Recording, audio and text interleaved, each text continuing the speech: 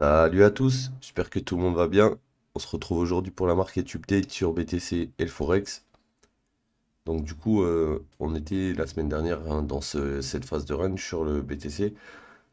On avait identifié notre structure ici. Hier, dans la nuit, à 3 heures du mat, ça a cassé. Donc là, actuellement, il faudrait attendre pour un retest. Ok?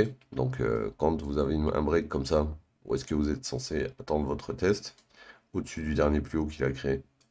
C'est-à-dire que là, vous avez ici un unité candle avec un imbalance. Il y a des gens qui vont short cette zone et on va avoir une réaction dans cette zone. Le problème, c'est que cette zone, c'est juste une réaction temporaire. Pourquoi? Parce qu'entre ce niveau et ce niveau, ici, on n'a pas de respiration. Ça veut dire que sur ce niveau, ce mouvement complet, le seul retracement qu'on a, il est là. Et donc, ton inducement, il est là juste avant de créer le boss. Et souvent, des fois, ou alors, si on continue de descendre, il pourra être juste après le boss, bien sûr, ici. Tout dépendra de ce que va faire ensuite. Si d'ici, on continue à descendre, mon inducement sera là et donc ma zone pour pouvoir le reshort sera plus ici. Ok? Si on crée un nouveau plus bas là. Par contre, si on ne crée pas de nouveau plus bas, qu'on commence à monter, on va exactement aller fil ça, redescendre un peu, puis aller mécher au-dessus pour aller prendre la liquidité et revenir là-dedans. Ok? Donc là, on a eu un changement de caractère 15 minutes, ce qui veut dire que on attaquerait une C, ou on attaquerait une 3 ou on attaquerait quelque chose comme ça. Donc, je vous déconseille maintenant d'ouvrir des longues. Pour le moment, on verra demain où est-ce qu'on en est, après-demain où est-ce qu'on en est, mais là, quand je regarde le board, je vois, c'est pas très beau, hein. La VAX moins 4%, CAGED moins 5%, ETH moins 2% quasiment. Ça a pris un petit peu cher pendant la nuit. Donc là, je vais attendre le retour. Pour l'instant, IDM short ici. Si jamais on crée un nouveau plus bas, ben, je descendrai mon alerte en dessous, hein, puisque ce sera le pullback en dessous qui m'intéressera. Et donc voilà. Donc pour BTC, attendre potentiellement que... Parce que là, j'ai vu qu'on avait retracé, on avait recréé un daily level 1. Donc c'est pas exactement à ce niveau. Attends, c'est là. Euh, Donc là déjà, ce daily il est plus bon. Attends, on va le déverrouiller. De base, il était hal. Alors, on va le mettre ici. Le prochain daily level long en dessous. Comme tu peux voir, il est là. Et au-dessus, on a toujours le daily qui est ici. Mais entre-temps, on n'en a plus. Ok?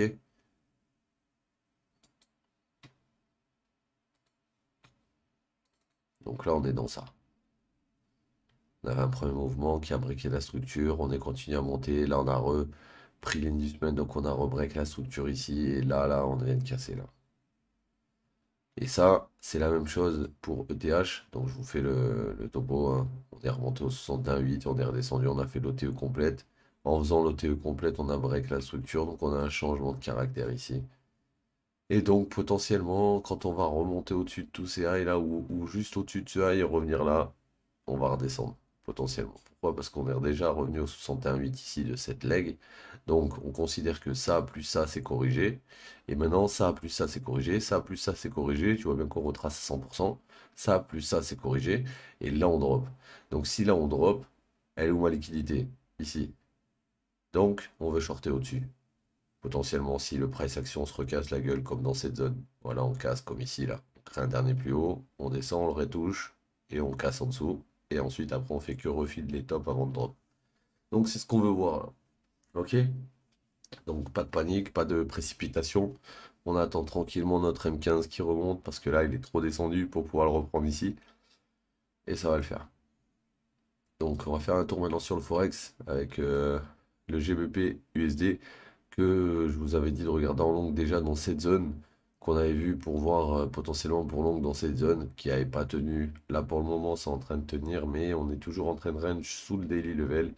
On est dans la zone où le move avait commencé à partir. Donc on a une chance que si on continue à rester dans cette zone, de monter au-dessus du dernier rail, hein, parce que là on a boss en dessous, donc ça c'est censé être protégé. Le truc qu'il y a, c'est que ça fait partie d'une leg interne, tout ça c'est une seule leg, Donc si on repasse au-dessus de ce high et qu'on revient dans là-dedans, par exemple, on peut redescendre plus bas. Ou si on repasse au-dessus de ce high et de ce high et qu'on revient là-dedans, pareil, on peut aller plus bas. Pour retourner plus haut, pour aller plus haut, il faudrait d'abord dans un premier temps que ici on choche, ok, on aura une 15, hein. Donc on repasse au-dessus de ce niveau. Pourquoi? Parce que là on a un low, là on a un low. Juste avant on a un rebond. Cette impulsion prend le rebond. Donc inducement pris, donc boss. Donc mapping. Donc là actuellement mapping on est comme ça. On est protégé ici et on est descendu jusqu'ici. On mettra là le point violet quand on recassera le price action sur la leg qui remonte. Pour le moment c'est pas le cas. On va faire un tour euro-USD. Donc, alors, euro-USD, il y avait plein de... Alors, le premier trade qui était ici, je l'ai pris. Quand le marché est venu ici, j'étais payé une partie. On est remonté quasiment à mon prix d'entrée. J'ai vu qu'il était 20h30, on était vendredi. J'ai pas attendu de revenir à BE. J'ai coupé ici, là. Alors que bah, j'aurais pu le garder. Au final, ça a été plus bas ensuite. Mais j'aurais payé les frais du week-end et tout, ça aurait pas été ouf. Donc, j'ai préféré le cut. Donc là, actuellement, qu'est-ce qu'il nous fait lui? Ben là, comme tu peux voir, on a une structure ici. Pour le moment, on n'a pas cassé au-dessus. On a une structure ici, on a cassé au-dessus. Ici, là, c'est le premier retracement qu'on a eu après ce boss. Donc ça, c'est ton inducement.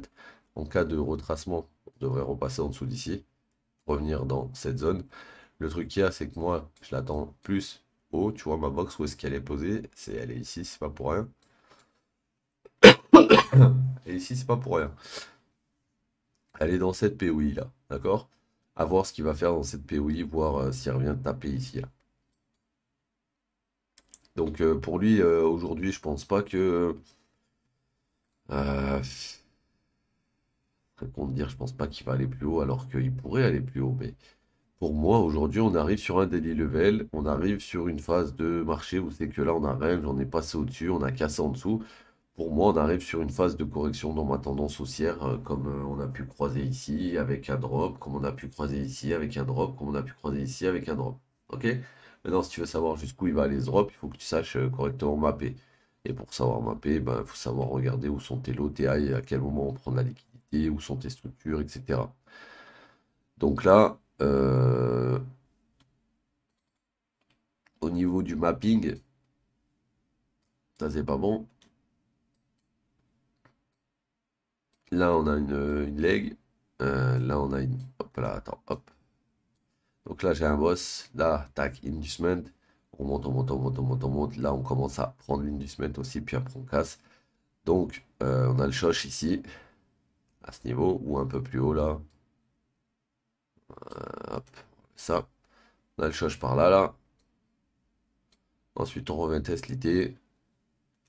Et ensuite, on va plus haut. Donc là, on va virer tout ça. Parce que j'avais mappé en M1.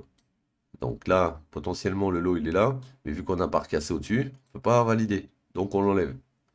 Pour l'instant, c'est de là à de là. OK? Donc, il faut que tu comprennes que ta structure, là, c'est retracement, c'est de la liquidité interne. Et donc, on viendra potentiellement chercher par la suite pour aller au 50% et 61,8, 70. D'accord? Dans ce gros imbalance, ce serait clairement possible. Donc, pour euro USD, on a vu. Maintenant, euro AUD. Voilà, il y avait une belle Fibo hein, qui a bien répondu. Double Fibo. Première Fibo qui vient au 61,8. Si t'es pas sûr de ton coup d'attendre. Première impulsion, hop. Tu reprends là, là, sur le retracement, 61,8, 70%, et paf. Ça fait des chocs à pic. Donc là, au niveau du mapping, comme tu peux voir, ici, potentiellement, on avait un changement de caractère. Quand on est redescendu, on n'a pas réussi à clôturer en dessous, donc on valide pas un nouveau choche. On valide juste que mon high protégé, il est là, tout simplement, et mon low, il était là. Et là, cette chasse, ça n'a rien changé de plus. On n'est toujours pas passé au-dessus d'ici, ni clôturé en dessous d'ici, donc on n'a rien. Donc là, ce qu'on voit, c'est qu'on avait de la liquidité interne ici, des liquidités à prendre ici, on les a prises. Là, on a créé des haies égales, on va potentiellement aller les chasser. Si on va les chasser, qu'est-ce qu'on va aller chercher? On va aller chercher potentiellement le daily level qui est juste au-dessus et potentiellement aussi cette bougie qui a été chassée, la liquidité. D'accord? Donc là, tu vois, mon alerte elle est ici. Pourquoi? Parce que j'ai un daily level. Sur le daily level, à partir du moment où on va le toucher, moi ça va m'intéresser pour regarder mon price action et voir si bah, éventuellement on n'a pas une phase comme ça où c'est qu'on a un dernier mouvement qui monte, on passe en dessous direct, comme là ici, on a un dernier mouvement qui monte, on casse en dessous, on attend le retour, on le short dans l'idée, et ensuite on va TP en bas de la ligne. GBP USD. GBP USD, comme tu peux voir, par de structure ici, on a le low, le high qui sont protégés pour le moment. Enfin, le low qui est protégé surtout. Le high, on ne sait pas si c'est le high définitif encore, on verra. En tout cas, mon dernier mouvement qui monte ici, il est là, voire même ici. Donc il est vraiment ici. Là, à ce moment-là, ça a cassé. Et depuis que ça a cassé, on est venu retester une fois l'IT, enfin la mèche de l'IT, et on a commencé à drop. Donc là, pour moi, il serait potentiellement dans une B, lui, apparemment, si je dis pas de bêtises. Ouais, il serait dans une B, pourquoi? Parce que là, en fait, on a une leg qui part d'ici, qui monte jusqu'ici, ok? Donc du coup, tout ça, c'est de la liquidité interne. Donc, qu'est-ce qui me permettrait de venir retracer tous ces lots? Le fait de perdre ce lot. Pourquoi? Parce que c'est ton dernier mouvement complet de ta structure qui monte. Et là, c'était tes segments intermédiaires. Donc là, tu as choche le game. Et une fois que tu choches ici, tu vois ici, là, tous ces high, on appelle ça une trendline liquidity. Bah ça, là, hein, si jamais le marché, il est au courant de ça. Donc, il y a un moment donné, on va venir chasser tout ça. Right? Et une fois qu'on aura chassé tout ça, je vais même baisser mon alerte pour être sûr qu'elle sonne. On va arriver au-dessus de la liquidité, dans cette zone. Et là, on va avoir un bet de short.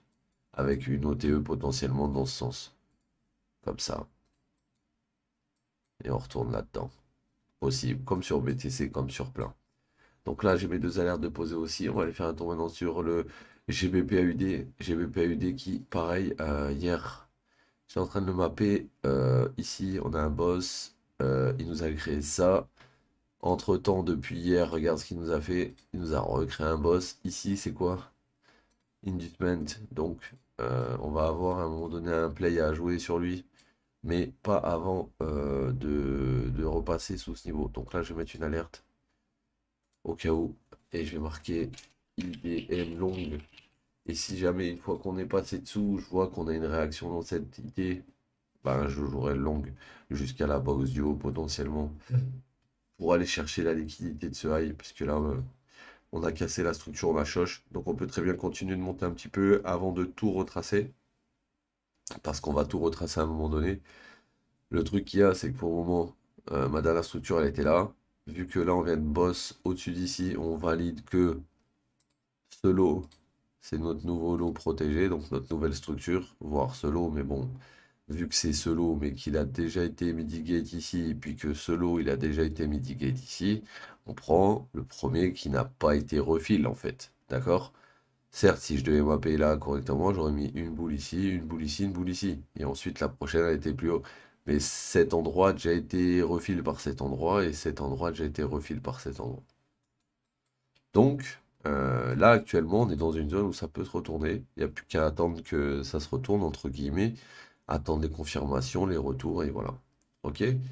Donc, petite analyse de cette petite semaine. Attention quand même, hein, je vois que c'est pas mal rouge sur les cryptos. Allez pas blond que ça, n'importe comment, sous prétexte que vous avez une divergence ou je ne sais quoi. Hein. On est toujours périche.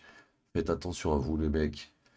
Et on se voit demain pour ben, le récap de ce qui s'est passé aujourd'hui. Ok les gars? Allez, prenez soin de vous et je vous dis à demain. Ciao l'équipe.